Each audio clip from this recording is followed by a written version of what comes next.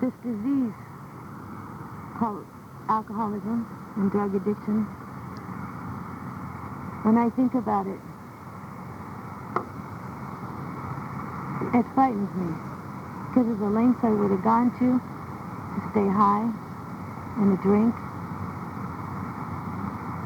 It took me to places I never thought I'd go.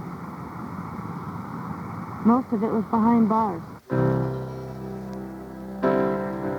Alcoholism and drug addiction, a national problem we need to hit head on. I'm Gary Thiemann in Hollywood. This is one lady's story, her contribution to the still suffering alcoholic addict. Meet Sunshine. Hi, my name's Sunshine and I'm an alcoholic addict. And I'd like to tell you a little something that I never realized about my drinking and using. I remember when I was 3 years old, and my grandpa used to give me some white lightning, put some cut in my mouth, have me spit cut and drink, and I'd get a little drunk. And they thought it was real cute. And that's how I got my attention, was to drink and be part of the older people. Because I never had anyone to really play with, being out on the farm. So I enjoyed being around the older people, and I wanted to be like them. As I progressed on in my older days, through school, I still kept around the older crowd. Younger people seemed too immature to me. By the time I was in 6th grade, drinking was no longer cute. It was a habit. That's how I became friendly. That's how I became sociable. That's what made me big. Then I picked up using. I started out with pot. I can remember sneaking out of school in 6th grade and going to get high because I wanted to be like the older people. I felt no one understood, but they knew where I was at, and I was cool. I felt cool. From there, it gradually progressed.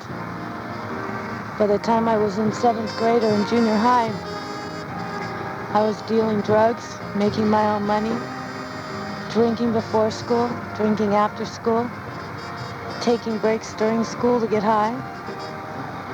Then I realized my dealing wasn't enough money to keep me going. And the people that I started dealing for were alcoholics and junkies, and they couldn't take care of themselves, so I thought I'd deal for them. I'd make my drugs, I'd have my liquor, and I'd go ahead and get out there in the world and I'd be someone big. My goal was to be a big-time, all-out Bonnie and Clyde. And that's the way I progressed. I became very angry and hostile with everybody. I resented any kind of authority figure. I remember the first time I ever robbed somebody. The power and the surge I felt behind that. And it didn't matter what length I had to go to do it either. Or whether it was an old lady or a young person. Anybody, as long as I got what I wanted.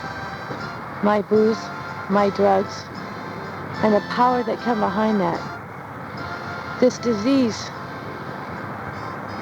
called alcoholism and drug addiction, as I understand it today, when I think about it, it frightens me because of the lengths I would have gone to stay high and to drink. It took me to places I never thought I'd go. Most of it was behind bars. And it didn't matter. It didn't matter. Whether it was to rob pharmacies, steal Social Security checks from people who didn't have nothing to live on, I would go to any length possible to keep my addiction going. All the corner boys are troublemakers, and the sailors are all fools. You know, it seems like some things round here, I guess they'll never change. Oh, but it's always good for business. Guess we'll be seeing you around now that Annie's back in town. Usually when the person reaches his or her bottom, there are physical problems that occur, but still, they try to hide or pretend they just don't exist. Life sometimes becomes so unmanageable they contemplate suicide. They just don't care, especially at this time because they feel not only helpless, but they feel hopeless. But through 12-step programs with one's life can work. And yes, the recovering alcoholic addict does go on.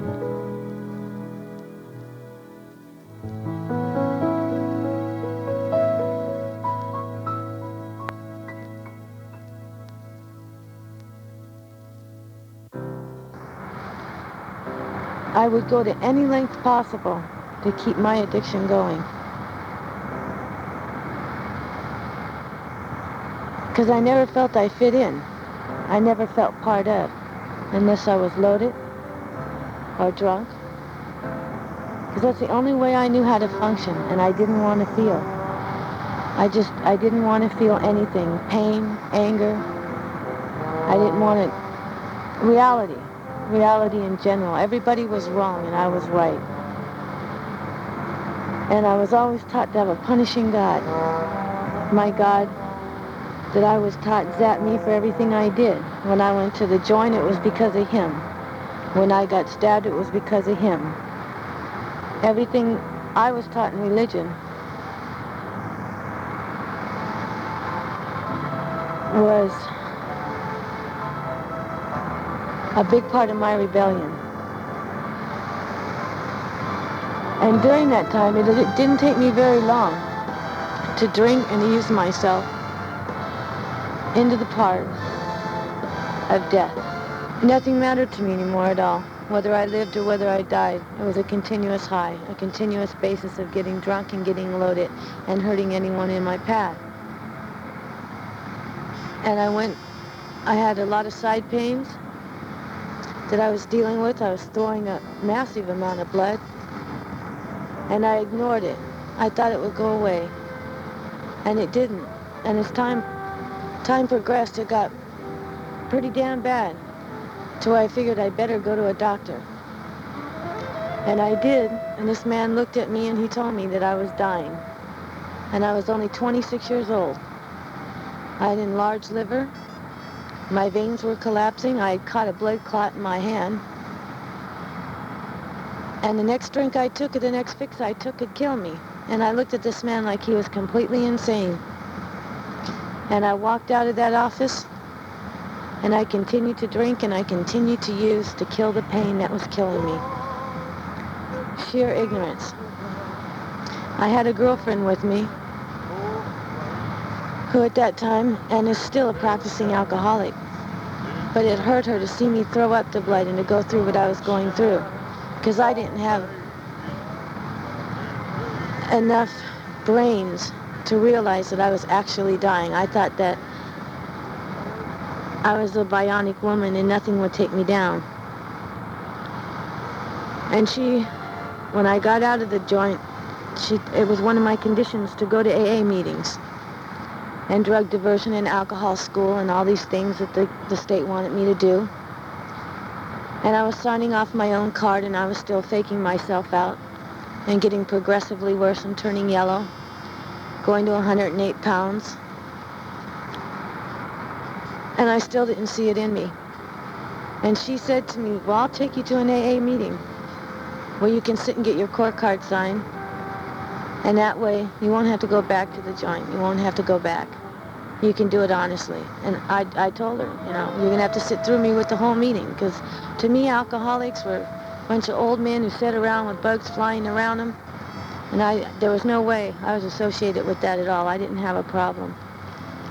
I drank a pint of tequila, fixed, took my pills, walked into that meeting, and someone shared their story.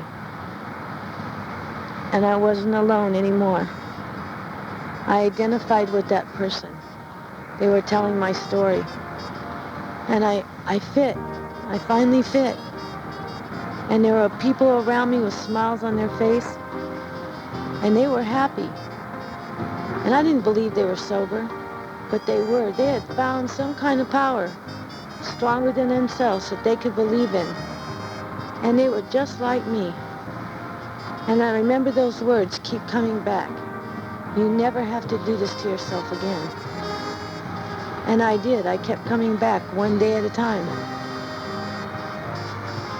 But I did, as a lot of alcoholics do, who tell us not to, and addicts, and don't, and we do ignorantly. And I made a man my higher power. And I ran with that for 2 years, clean and sober. But I didn't have a spiritual foundation, and I didn't have a God. He was still punishing me. And when that relationship broke up, it hurt, and my bottom fell out, and I tried to take my life. And it took 4 hours with people working on me to bring me back, because I didn't think I was worth anything to you, to God, whoever he was, to people, to this earth, and that's exactly what I thought. And today, finding the program over again and coming back, and God giving me this chance, as I understand him, I choose to call him God. And it's not the God that people preach to me, it's a God that I understand for myself. And I can talk to him, and I can turn everything that hurts, that I don't understand. I can ask him questions. I get guidance. I can cry to him. I can do everything today. He's allowed me to feel. He allows me to understand. He allows me to love things I never, ever wanted or thought I wanted to do. And I'm grateful for the program of AA. I do have a disease I will carry the rest of my life. I am an alcoholic addict. But today I choose to live sober.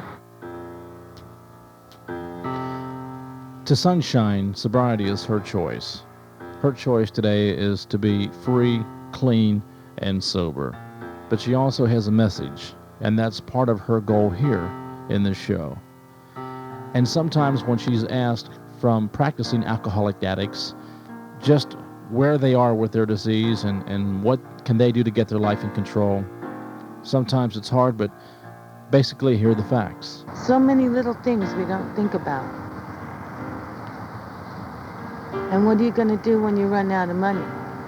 What are you going to do when your dealers move away? You're going to start robbing, because you're going to have a habit one way or another. You're going to need that booze, that pill, that joint, that fix. And it takes over you. You have no control. It takes over your body, your mind, your thoughts. You stand at the bar and start out laughing, but end up crying on a shoulder that will listen. I've heard your story of your love being stranded, left standing in the corner by yourself, all alone. I cannot promise that we'll always be lovers. A lover is one thing that you will always need. So I can promise that I won't leave you stranded, left standing in a corner by yourself, all alone. And oh, how we learn from love as sad and blue as can be. Oh, not my first love and won't be my last, but tonight please be someone to me.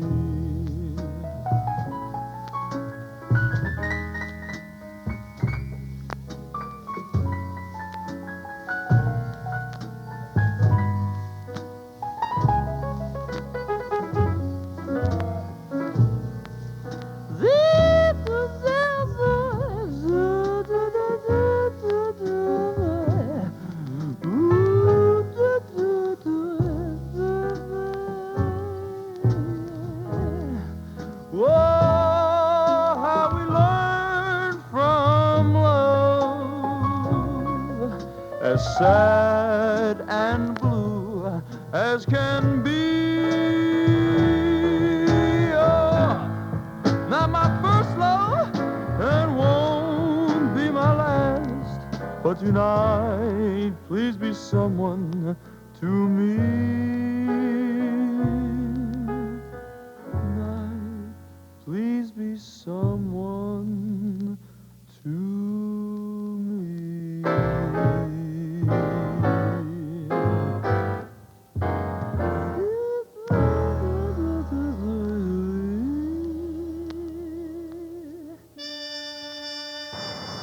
You may think that you're drinking right now and you're smoking your pot. It's making you one of the big guys, and that you're cool. And everything's going to be okay, and you're not going to go any farther. And that you have it under control. But that's exactly what I thought. And let me tell you some yets. Pot got boring. Pot will get boring to you one day. Booze will not be enough. You're going to want to experience more, because your friends are going to be doing more. So they're going to hand you that pill, and you're going to take that pill. Maybe, if it's acid, you won't never come down. Maybe you might like it and you might continue with it. You might decide you want to smoke a little dust here and there and get whacked back and be even more cool. I know I did. Then everything got boring for me. And I decided that I'd stick with my alcohol. But all the drugs became boring. And your friends are going to grow bigger. And they're going to have better drugs. And one day you'll find yourself out there with maybe your arm out, and them sticking a needle in it.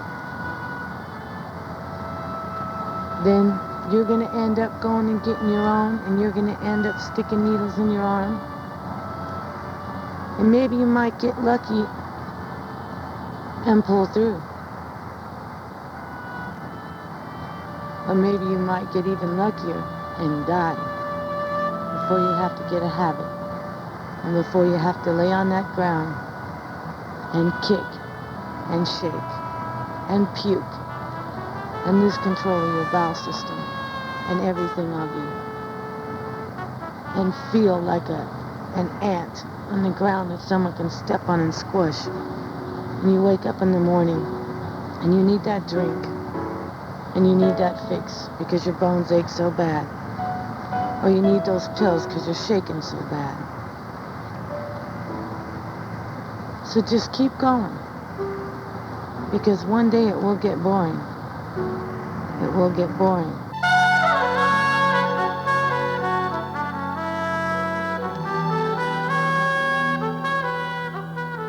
The recovering alcoholic addict often finds time to deal with the still practicing people. They're willing to go to great lengths to maintain their sobriety, as well as to help the still suffering alcoholic addict. You see, to help another is often a great help to oneself.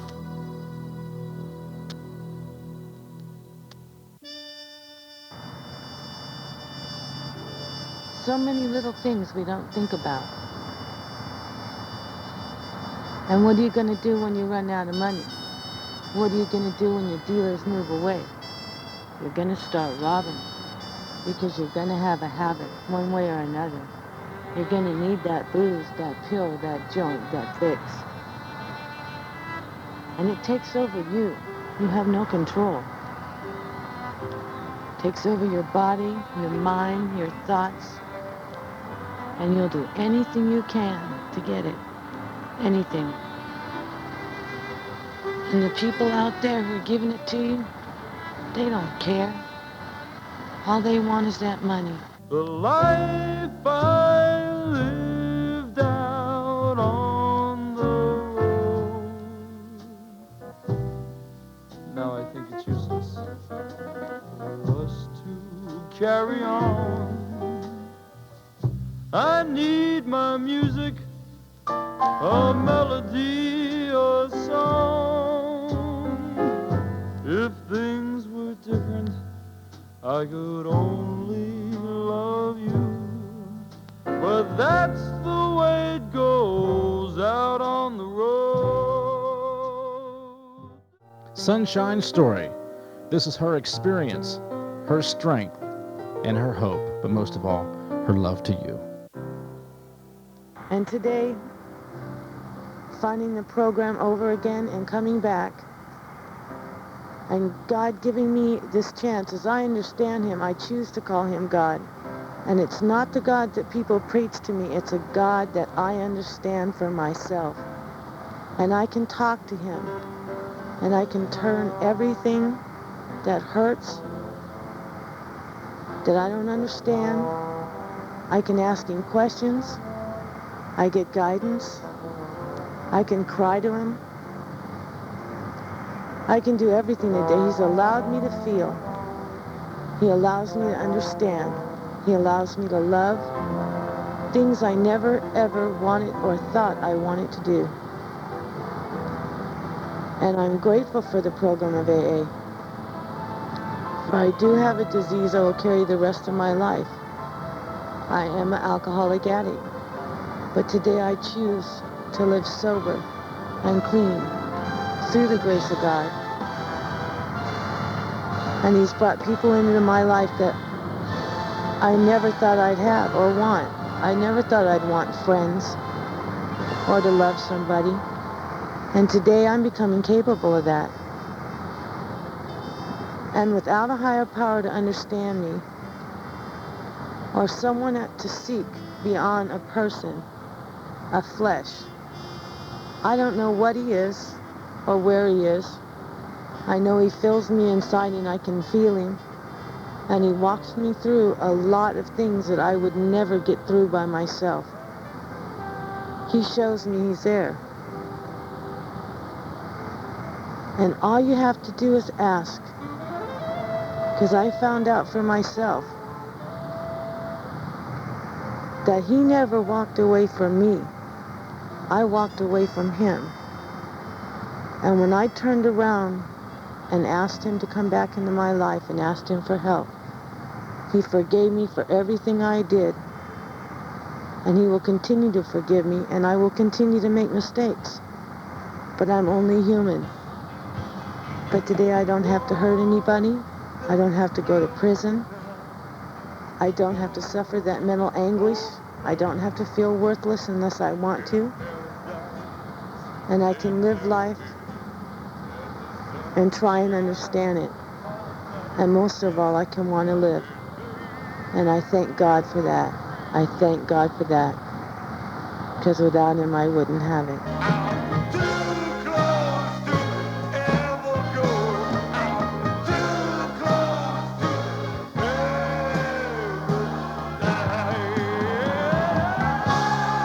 This has been Sunshine's Story, one of millions of recovering alcoholic addicts in our country. This show is produced in Hollywood. I'm Gary Thiemann. Thanks for joining me. See you next week.